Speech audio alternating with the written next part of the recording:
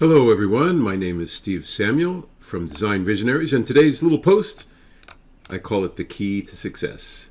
This little keycap is something that is very familiar. Many of us, billions of us, use keyboards every day, and I thought it would be nice to go through some neat techniques that are available once you know them. So in order to create this keycap, the very first thing I did was start with a sketch, a very simple sketch that gave me the footprint of the keycap. It's 18 by 17.6. Next, I did another sketch, which is just a line segment that sticks out of the first sketch by 6 degrees. And the neat thing about NX, one of the neat things, is that you can extrude along a vector that is not perpendicular to the sketch that you create or the profile that you're extruding. I also extruded it with a 4-degree taper angle, and so I had a little piece of something that looks like that.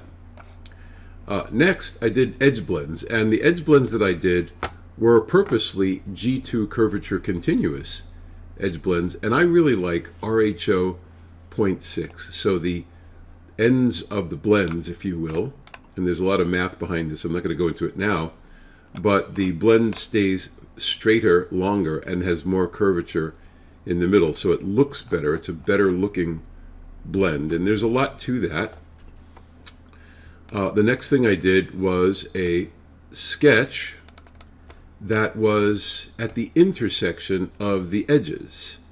So as you can see, if I go into the sketch plane, there's a intersection point at the edge of the sketch, and there's a dimension, this one right here, 0.8, that dictates the dishing, if you will, of the sketch. And I made a little point at the intersection of this curve and this angled line that I used to drive the sketch.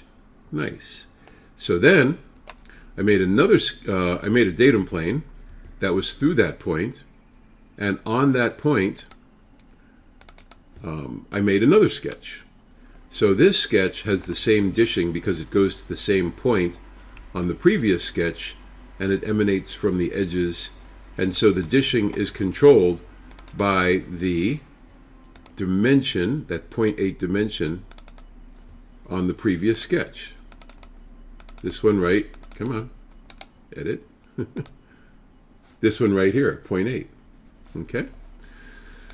So that's nice. I have two intersecting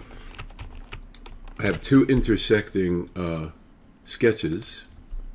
Here we go. These two. So those two intersecting sketches set me up to do a nice surface. It's a swept surface. So two intersecting sketches will give you a really nice smooth dish, if you will. And then I did a replace face. The synchronous modeling commands in NX are superb, and I used the replace face to impose that dish onto the extrude. Okay, then I made a datum plane on the very top of these points, 1, 2, 3, let's say, so that I could do a single sketch. And let me hide everything else. Let's see, let's hide this one, let's hide this one, let's hide the sweep. There you go. So you can see there's a sketch right here that's centered in between these two edges, and this is the sketch that holds my letters. So there's home. There we go. I extruded said letters, and I did a replace face so that the extrude, these extruded solids would go to the right height, if you will. And then I did a subtract. So there you have it. I'm almost done.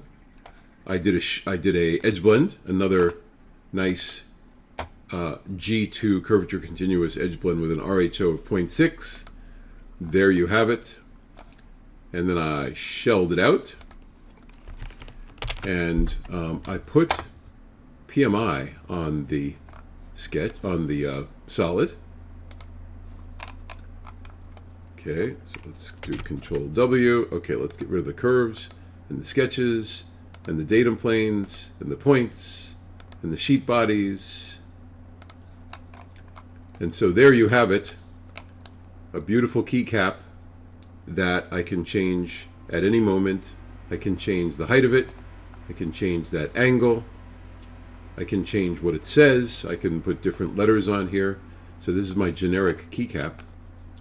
And I've got the nice inspection dimensions on it. This dimension is to a gauge point that's right in the center. And there you have it, the successful rendering of a keycap. Again, my name's Steve Samuel. I hope you've enjoyed the techniques that, or I hope you get great use out of the techniques that you see in this little video. And please like and subscribe, and I'll see you next time. Thank you.